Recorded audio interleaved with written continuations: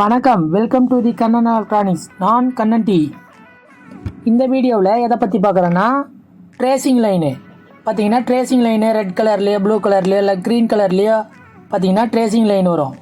பேக்ரவுண்டில் பார்த்தீங்கன்னா blue colour red ஏதோ ஒன்று இருக்கும். பார்த்தீங்கன்னா அதில் லைன்ஸாக இருக்கும்.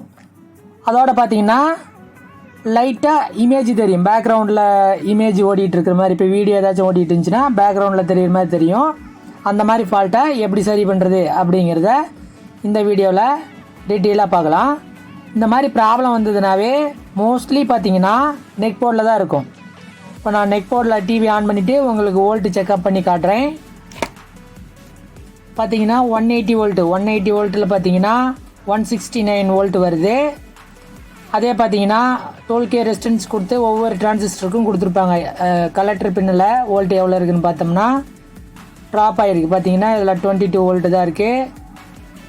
இதில் பார்த்தீங்கன்னா 44 வோல்ட் இருக்குது. இதில் பார்த்தீங்கன்னா 65 வோல்ட் இருக்குது. ப்ளூ கலர் பார்த்தீங்கன்னா இப்போ வந்து ஸ்க்ரீன் பார்த்தீங்கன்னா ப்ளூ கலர் தான், ஆனாலும் அங்கே வோல்ட் ரொம்ப கம்மியாக வருது. அதுதான் காரணம்.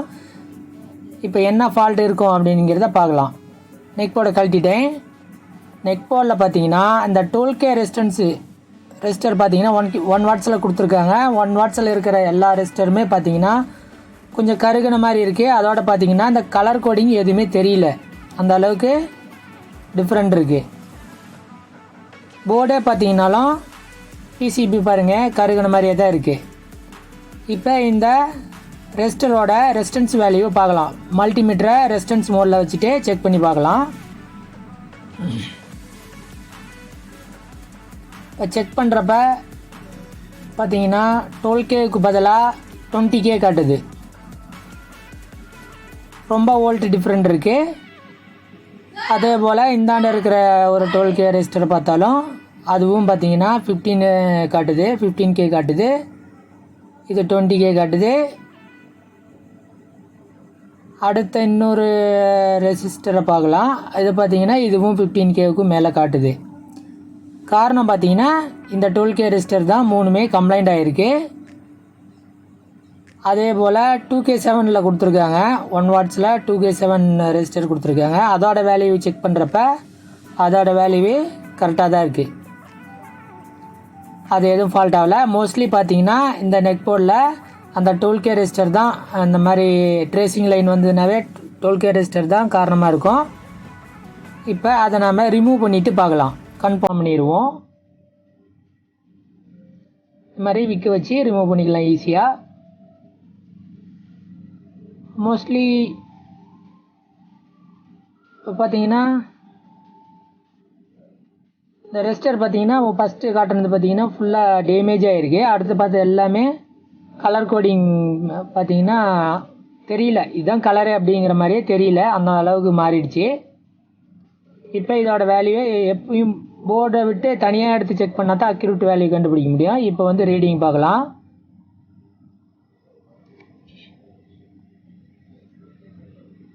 இது பார்த்தீங்கன்னா 20K ரெசிஸ்டன்ஸ் பார்த்தீங்கன்னா 20K காட்டுது.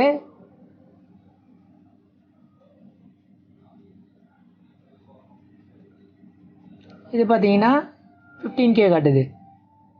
எல்லாமே வேல்யூ மாறிடுச்சு.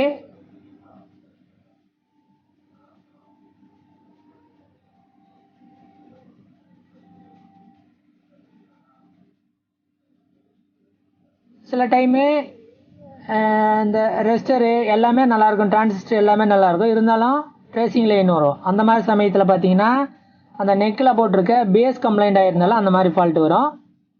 அந்த மாதிரி ஃபால்ட் இருக்கிறப்ப நான் உங்களுக்கு வீடியோவில் காட்டுறேன் கிடைக்கிறப்ப.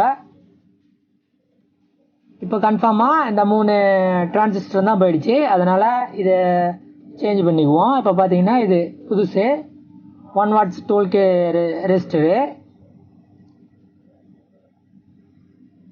இதில் பார்த்தீங்கன்னா கலர் கோடிங் அப்படியே தெளிவாக இருக்குது. ப்ரௌனு ரெட்டு ஆரஞ்சு அந்த மாதிரி இருக்குது.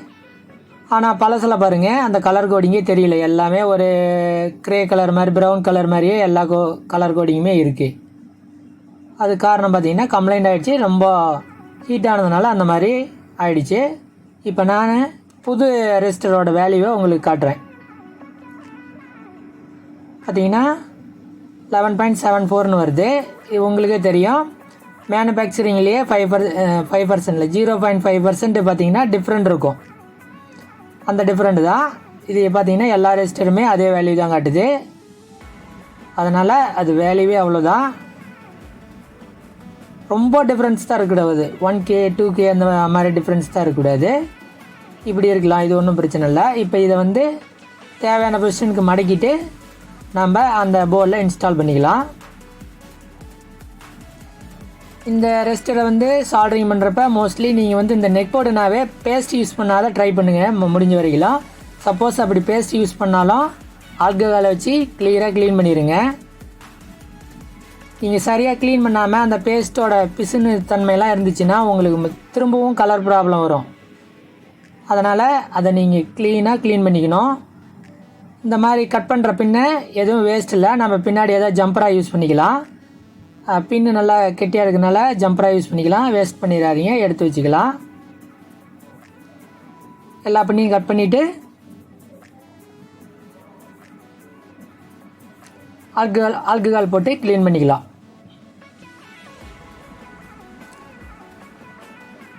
பார்த்தீங்கன்னா கிளியராக க்ளீன் பண்ணிட்டேன். இப்போ பார்த்தீங்கன்னா போர்டில் என்ன வேல்யூ காட்டுது, ரெசிஸ்டன்ஸ் வேல்யூ எவ்வளோ காட்டுது அப்படிங்கிறத பார்த்துக்கலாம். பார்த்தீங்கன்னா நம்ம தனியாக வச்சு பார்த்தப்போ என்ன ரீடிங் காட்டுருந்தோ அதே மாதிரி தான் இப்போ ரீடிங் கரெக்டாக காட்டுது. ஆனால் ஸ்டார்டிங்கில் அந்த மாதிரி பழைய அந்த ரெசிஸ்டர் இருக்கும்போது அந்த வேல்யூ காட்டல. இப்போ பார்த்தீங்கன்னா 3 ரெசிஸ்டன்ஸும் கரெக்டான வேல்யூ காட்டுது. இப்போ நெக் போட அந்த நெக் பேஸில் நெக்கில் சொருகிக்கலாம். சொருகிட்டு இப்போ ஆன் பண்ணி பார்க்கலாம்.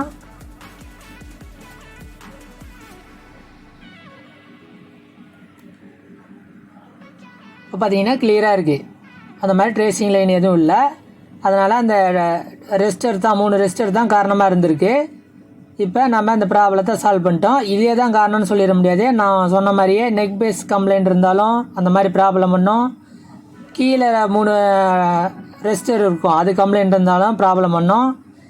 ஏதோ வோல்டேஜ் ஃபெயிலியராக இருந்தாலும் அந்த மாதிரி ப்ராப்ளம் பண்ணும். இப்போ பார்த்தீங்கன்னா எல்லா வோல்ட்டும் கரெக்டாக காட்டுது. பார்த்தீங்கன்னா ப்ளூ கலருக்கு இருக்கிற வோல்ட்டு கொஞ்சம் அதிகமாக காட்டுது. ஏன்னா ஸ்க்ரீனில் ப்ளூ கலர் தான் அதிகமாக இருக்குது, அதனால் அந்த மாதிரி காட்டுது. இப்போ பார்த்தீங்கன்னா எல்லா வோல்ட்டும் கரெக்டாக காட்டுது. இதுபோல் நிறையா டெக்னிக்கல் டிப்ஸ் நீங்கள் தெரிஞ்சுக்கணும் அப்படின்னா நம்ம சேனலில் வர ஒவ்வொரு வீடியோவையும் ரெகுலராக பார்த்துக்கிட்டே இருங்க. நன்றி, வணக்கம். அடுத்த வீடியோவில் பார்க்கலாம்.